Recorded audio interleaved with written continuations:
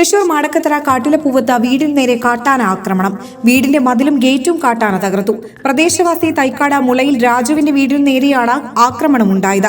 ഇന്ന് പുലർച്ചെ 3 മണിയോടെയായിരുന്നു സംഭവം.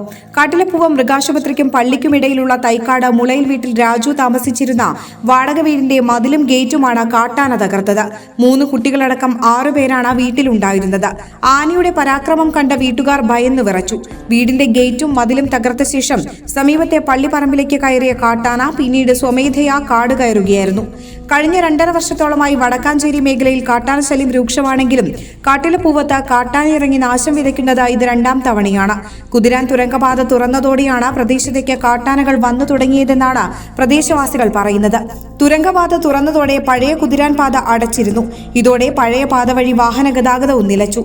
ഇതോടെയാണ് പീച്ചി വനമേഖലയിൽ നിന്നും പഴയ പാത മുറിച്ച് വടക്കാഞ്ചേരി വനമേഖലയിലേക്ക് കാട്ടാനകൾ കടന്നതെന്നാണ് നാട്ടുകാർ ചൂണ്ടിക്കാട്ടുന്നത്. വിവരമറിഞ്ഞ പട്ടിക്കാട് വനം വകുപ്പ് അധികൃതരും മാടക്കത്തറ പഞ്ചായത്ത് അധികൃതരും സംഭവസ്ഥലം സന്ദർശിച്ചു. ജനവാസ മേഖലയിൽ കാട്ടാന ഇറങ്ങിയതോടെ പ്രദേശത്ത് ജാഗ്രതാ നിർദ്ദേശം നൽകിയിട്ടുണ്ട്. ആഘോഷവേളകളിൽ സ്വർണ്ണത്തിളക്കത്തിന്റെ സ്പർശമായി മുഗൾ ജ്വല്ലറി.